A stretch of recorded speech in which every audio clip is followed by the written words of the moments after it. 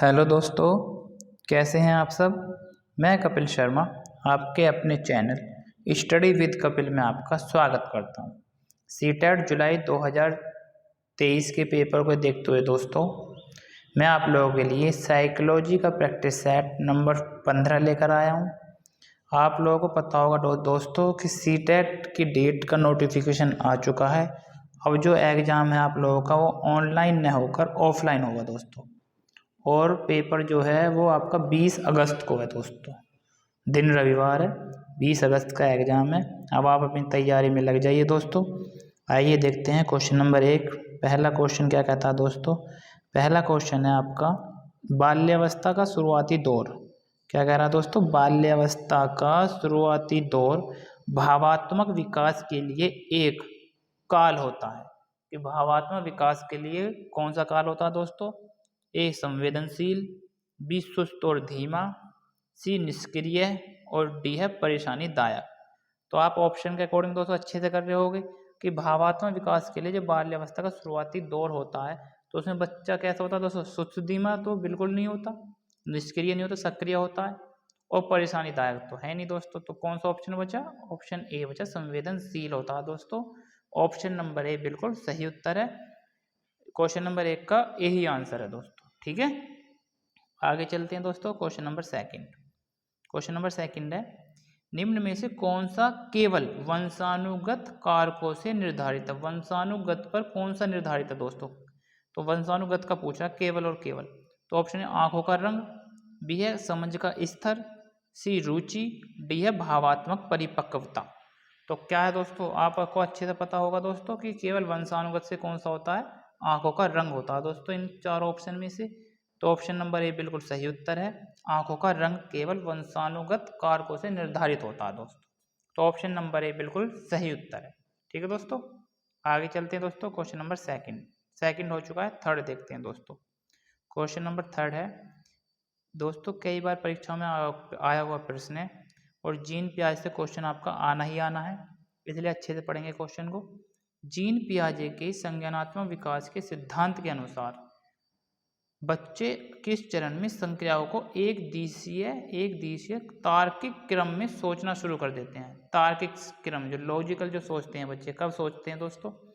Option A संवेदीगामक, option B पूर्व संक्रियात्मक, सी मूर्त संक्रियात्मक और डी है औपचारिक संक्रियात्मक। तो क्या हो जाएगा दोस्तों, तार्किक क्रम में सोचना शुरू कर देते हैं, ये नहीं सोचते हैं, शुरू कब कर देते हैं, शुरू कब।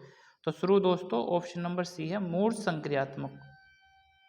कॉन्क्रीट अवस्था जो होती है दोस्तों उसमें मूर्त संक्रियात्मक में बच्चे एक दिशीय तार्किक क्रम में सोचना शुरू कर देते हैं। ठीक है दोस्तों, तो क्या सही आंसर हो जाएगा, तार्किक क्रम में सोचना कब शुरू कर देते हैं बच्चे। ऑप्शन नंबर सी बिल्कुल सही उत्तर है दोस्तों। Option number C is the right answer. आगे चलते हैं दोस्तों क्वेश्चन नंबर 4 पर। क्वेश्चन नंबर 4 है दोस्तों, इंपॉर्टेंट प्रश्न है और इस प्रश्न से आपको कई प्रश्न क्लियर हो जाएंगे दोस्तों।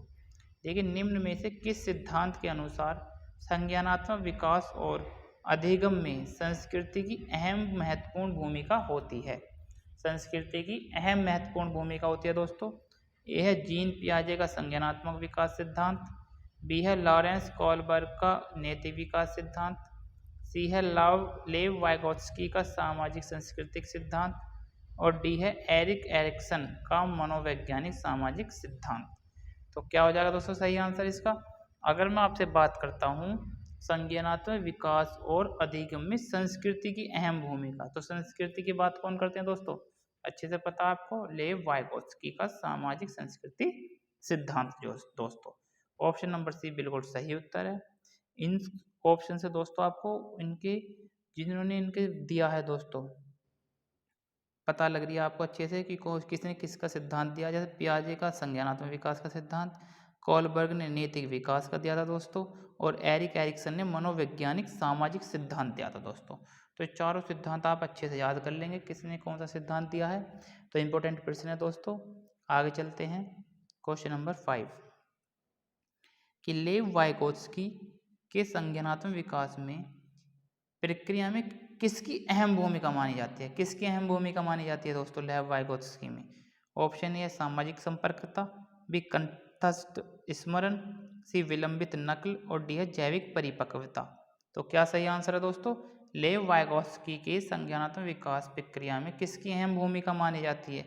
सामाजिक संपर्कता की। सामाजिक संपर्कता की दोस्तों अहम भूमिका मानी जाती है दोस्तों। तो अच्छे से याद रखना आप लोगों को, सामाजिक संपर्कता। ठीक है, आगे चलते हैं दोस्तों।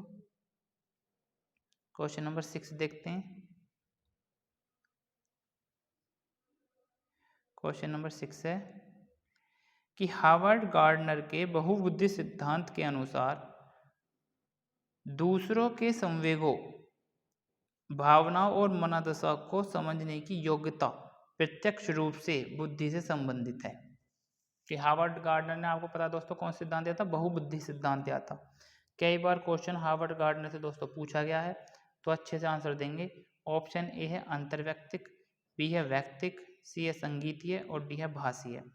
तो क्या सही आंसर है दोस्तों? मैंने आपको प्रैक्टिस सेट में इससे पहले यह क्वेश्चन आपको कराया भी हुआ है और बताया था अच्छे से कि हार्वर्ड गार्डनर ने बहुबुद्धि का सिद्धांत दिया था दोस्तों, जो दूसरे के संवेगों, भावनाओं और मनोदशा को समझने की योग्यता प्रत्यक्ष रूप से बुद्धि से संबंधित होती है, अंतर्वैयक्तिक होती है दोस्तों।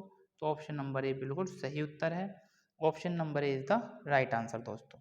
अच्छे से याद रखेंगे, क्वेश्चन नंबर 6 का आंसर हो जाएगा ऑप्शन नंबर ए, अंतर्वैयक्तिक। ठीक है, आगे चलते हैं दोस्तों। Question number 7।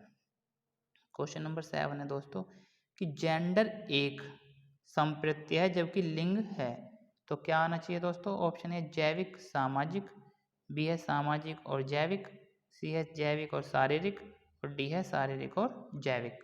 तो क्या हो जाएगा दोस्तों? जेंडर एक, जेंडर कैसा दोस्तों? सामाजिक संप्रत्यय है जबकि लिंग जैविक है दोस्तों। तो B is the right answer है कि जेंडर एक सामाजिक है दोस्तों, संप्रत्यय है, और लिंग हमारे कैसा दोस्तों? जबकि लिंग जैविक है दोस्तों। Option number B is the right answer दोस्तों। क्वेश्चन नंबर 7 का सही उत्तर होगा बी। ठीक है, कंफ्यूज बिल्कुल नहीं होना दोस्तों, अच्छे से याद रखना है कि जेंडर एक सामाजिक है और लिंग एक जैविक है दोस्तों। आया हुआ प्रश्न है दोस्तों, और आयोग ने दोस्तों बी ऑप्शन ही सही है, सही बताया, तो सही उत्तर बी है। ठीक है, आगे चलते हैं दोस्तों। Question number 8।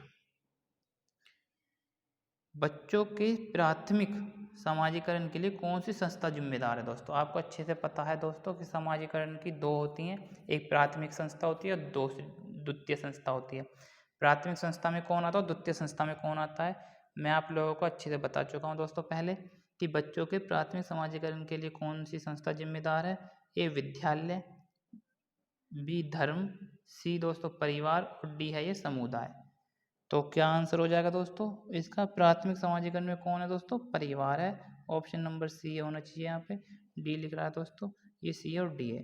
ठीक है, तो option number C is the right answer. प्राथमिक समाजीकरण में कौन आता है दोस्तों? परिवार आता है। Option number C is the right answer दोस्तों। अच्छे से याद रखना, इंपॉर्टेंट प्रश्न है। आगे चलते हैं दोस्तों। Question number 9। क्वेश्चन नंबर 9 देखेंगे अच्छे से। क्वेश्चन नंबर 9 है दोस्तों कि जेंडर एक अवधारणा है। क्या दोस्तों? जेंडर एक अवधारणा है। तो कैसी है दोस्तों? जेंडर एक अवधारणा है, मनोवैज्ञानिक है, सामाजिक है, जैविक है या शारीरिक है। तो क्या हो जाएगा दोस्तों सही आंसर? अभी मैंने आपको पहले बताया था कि जेंडर एक अवधारणा है, कैसी? सामाजिक है दोस्तों। Option number B is the right answer दोस्तों। आप सोच रहे होंगे कि इसका मनोवैज्ञानिक भी आंसर होना चाहिए कि जेंडर एक मनोवैज्ञानिक अवधारणा, पर नहीं दोस्तों, ये आया हुआ प्रश्न है, आयोग ने बी ही क्वेश्चन बिल्कुल सही बताया, और ये है भी दोस्तों कि जेंडर एक कैसी अवधारणा? जेंडर सामाजिक अवधारणा है, सामाजिक अवधारणा में आता है दोस्तों जेंडर। ठीक है, तो ऑप्शन नंबर बी बिल्कुल सही उत्तर है दोस्तों। अच्छे से याद रखेंगे प्रश्न को, option number B is the right answer. आगे चलते हैं दोस्तों। क्वेश्चन नंबर 10, और ये हमारी वीडियो का आज का दोस्तों अंतिम प्रश्न है, अच्छे से पढ़ेंगे। एक प्रगतिशील स्कूल में दी गई शिक्षा बच्चों को बनाती है। दी गई शिक्षा बच्चों को बनाती है दोस्तों। एक सक्रिय अन्वेषक, बी सक्रिय अनुयायी, सी निष्क्रिय अनुयायी, डी है निष्क्रिय अनुयायी। दोस्तों ऑप्शन सी और डी सेम हो गए हैं, तो आप बताइए क्या सही आंसर है इसका? तो दोस्तों क्या हो जाएगा इसका? एक प्रगतिशील स्कूल में दी गई शिक्षा बच्चों को बनाती है। दी गई जो शिक्षा है बच्चों को क्या बनाती है दोस्तों? सक्रिय अन्वेषक बनाती है ये सक्रिय अनुयायी बनाती है, निष्क्रिय अनुयायी बनाती है, या निष्क्रिय, इसे यहाँ पे निष्क्रिय अनुयायी की जगह अन्वेषक कर लीजिए दोस्तों। तो प्रगतिशील जो शिक्षा होगी वो कैसी बनाएगी, सक्रिय अन्वेषक बनाएगी दोस्तों। ठीक है, option number A is the right answer दोस्तों। ए बिल्कुल सही उत्तर है। अच्छे से याद रखना दोस्तों, क्वेश्चन नंबर 10 का सही उत्तर हो जाएगा ऑप्शन नंबर ए। ठीक है दोस्तों, कमेंट बॉक्स में कमेंट जरूर कीजिए कि प्रैक्टिस सेट आपको दोस्तों कैसा लगा। जिस दोस्त ने मेरा चैनल सब्सक्राइब नहीं किया है वो मेरे चैनल को लाइक एंड वीडियो को, मेरे चैनल को दोस्तों सब्सक्राइब और वीडियो को लाइक दोस्तों जरूर करें। ऐसी वीडियो मैं आपके लिए लाता रहूँगा दोस्तों। मिलता हूँ नेक्स्ट वीडियो के साथ। धन्यवाद।